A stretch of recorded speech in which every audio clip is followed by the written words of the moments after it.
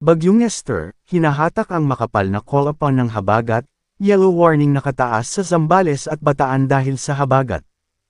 Napanatili ng Bagyong Esther ang lakas nito habang tumatama sa southwestern Taiwan ngayong 11 a.m., June 5 na 45 km per hour at bagsong 55 km per hour. Nakataas ang signal number 1 sa Batanes. Inaasahang bukas ng umaga ay lalabas na ng PAR ang Bagyong Esther. Patuloy na nakaaapekto ang southwest monsoon o habagat sa kanlurang bahagi ng Luzon, ayon sa Pag-asa Heavy Rainfall Warning number 6 na inilabas ngayong 11 a.m., Biyernes 5 ng Hunyo taong 2026. Yellow Warning Level: Zambales, Olongapo City, Subic, Castillejos, San Antonio, San Marcelino, San Narciso, San Felipe, Cabangan, Botolan, Iba, Palawig, Masinloc, Candelaria, Santa Cruz. Bataan, buong lalawigan. Associated hazard, posibleng pagbaha sa mga lugar na madaling bawain.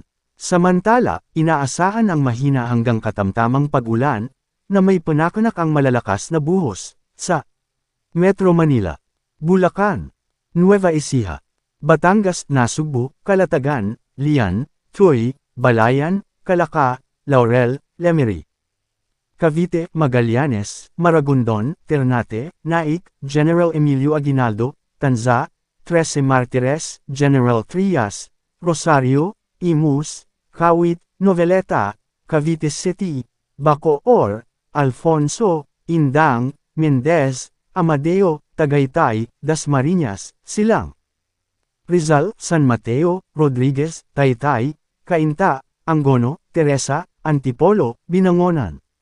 Patuloy ding nakararanas ng mahina hanggang katamtaman, at paminsan-minsang malakas na pag-ulan ng ilang bahagi ng #Pangasinan, na maaaring magpatuloy sa loob ng susunod na 2 hanggang 3 oras at makaapekto sa mga kalapit na lugar. Inaasahan din ang kaparehong kondisyon sa Pangasinan, natitirang bahagi ng lalawigan.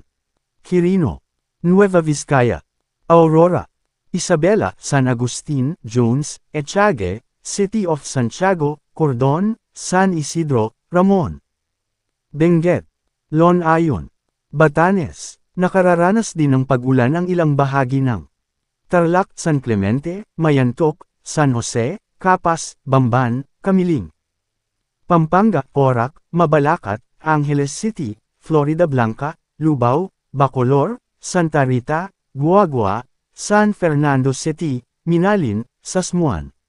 Pinapayuhan ang publiko na maging alerto sa posibleng pagbaha, pagtaas ng lebel ng tubig sa mga ilog, at iba pang panganib dulot ng tuloy-tuloy na pag-ulan.